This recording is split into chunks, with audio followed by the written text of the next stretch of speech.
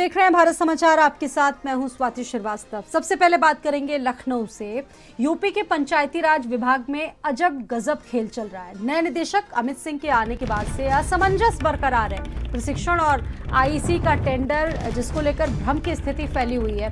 प्रमुख सचिव और निदेशक अब नया टेंडर कराना चाहते हैं। पंचायती राज में 3 महीने की मेहनत पर पानी फेरने की तैयारियां हो रही है। चहेती कंपनियों से जुड़ी अपडेट ये है कि रजिस्टर अभी नहीं हुई है तो रोज रोज शिकायतें मिल रही है। अफसरों की अड़ंगेबाजी से पंचायती राज में काम लगभग ठप हो चुका है। विभाग का 31 मार्च को 3000 करोड़ रुपया लैप्स हुआ था। गांव में प्रशिक्षण और रोजगार सृजन की राह में अफसर बाधा बने हुए। अनिल कुमार के साथ जल निगम में तैनात थे अमित सिंह। मंत्री और प्रमुख सचिव टशन में हैं।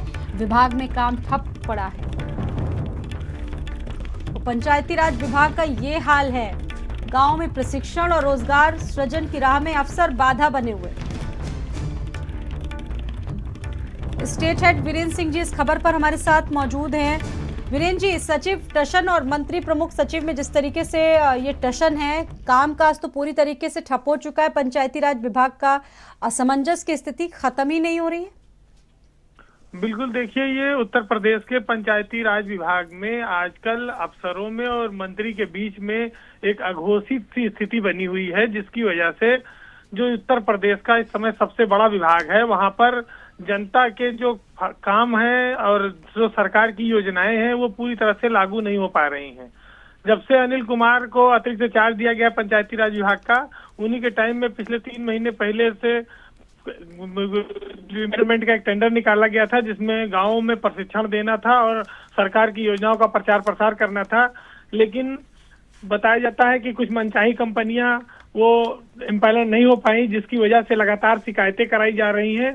तो जो प्रक्रिया 3 महीना 4 महीना चली, अब उसको निरस्त करके फिर दोबारा से नई सिरे से नई प्रक्रिया शुरू कराना चाहते हैं कुछ लोग। और जब से अमित कुमार सिंह नए डायरेक्टर बनकर आए हैं, तब से ये अफवाहें जोर पकड़ रही हैं। अनिल कुमार जब डायरेक्टर थे, अनिल कुमार जब निदेशक थे जल निगम में, उस समय अमित सिंह वहां पर ज्वाइंट एमडी थे, तो उनको यहाँ पर निदेशक तौर पर पंचायती राज में लेके आए हैं। मंत्री हैं इसके ओपी राजभर, और वो एक सहयोगी दल के मंत्री हैं। तो जिस तरह से अधिकारी विभाग में अड़ंगेबाजी का खेल खेल रहे हैं, उसकी वजह से उत्तर प्रदेश के सबसे बड़े विभाग में पंचायत स्तर पर सरकार जो अपनी योजनाएं लागू करना चाहती है उस पर नहीं कर पा रही है, और एक तरह से दूरियां बढ़ाई जा रही हैं। देखिए, जो राजनीतिक व्यक्ति होता है, मिनिस्टर होता है, उसको जनमानस में जवाब देना होता है, उसका समय थोड़ा होता है।